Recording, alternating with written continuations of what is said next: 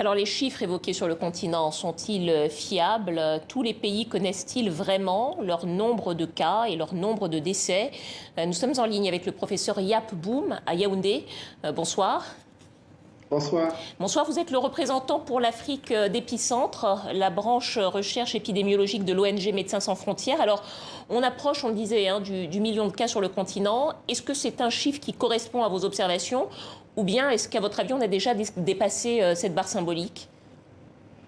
Écoutez, à mon avis, on a dépassé cette barre symbolique parce que les cas qui sont reportés correspondent aux personnes qui sont testées. Dans la majeure partie des pays africains qui ont suivi les recommandations de l'OMS, les personnes testées sont principalement des cas suspects. Donc, c'est des personnes qui ont des symptômes ou qui ont été en contact avec des personnes infectées.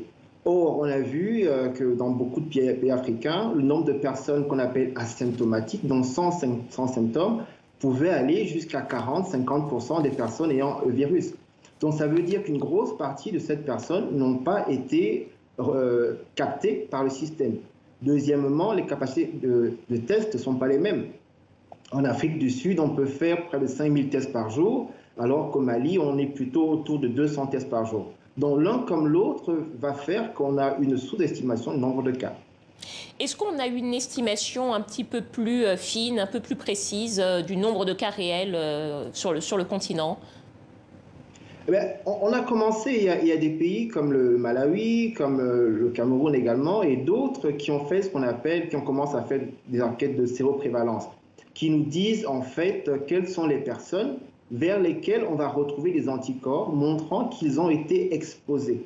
Donc quand on regarde ce qui a été publié récemment au Malawi, ou encore ce qu'on voit dans certaines études au Cameroun déjà, on se rend compte qu'il y a beaucoup plus de personnes qui ont ces anticorps, donc qui ont été exposées à un moment ou à un autre, par rapport à celles qui ont véritablement montré le virus. Donc on a très certainement, dans certains cas, 2 fois, 3 fois plus de cas que ceux qui sont reportés. Professeur Yaboum, dans le palmarès, si on peut appeler ça comme ça, des pays contaminés, on a d'abord l'Afrique du Sud, puis le Nigeria, puis l'Algérie.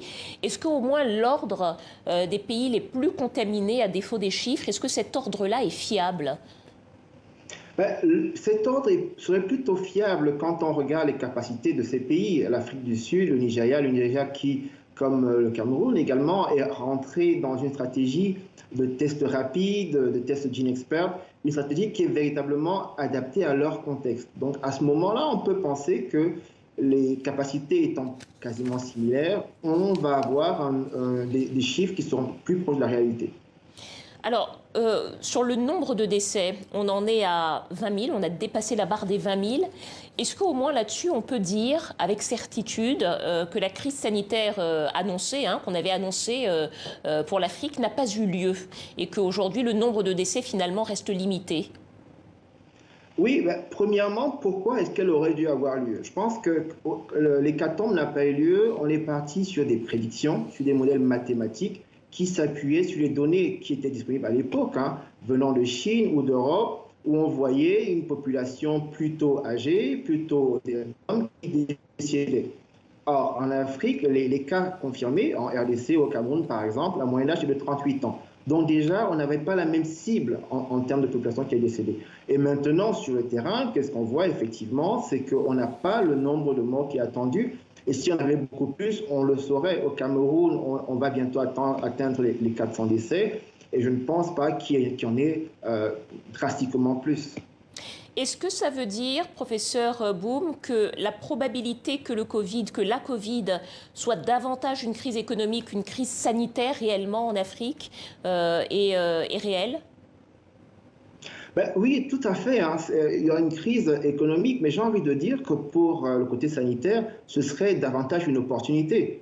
Une opportunité pour certains pays de renforcer leur système de santé. Je regarde au Cameroun où on est passé à 15 laboratoires de diagnostic PCR dans le Cameroun, dans le pays, alors qu'on en avait beaucoup moins pour tout ce qui est de la Covid. Je pense qu'il y a pas mal d'opportunités comme celle-là dans le diagnostic, dans la santé mentale, qui permettrait aux pays africains qui n'ont pas été affectés de la même manière en termes de décès, de renforcer leur système de santé et de recherche. Professeur Yabou Mayaoundé, vous êtes le représentant pour l'Afrique d'Épicentre, la branche recherche épidémiologique de l'ONG Médecins sans frontières. Merci à vous. Merci et bonne soirée.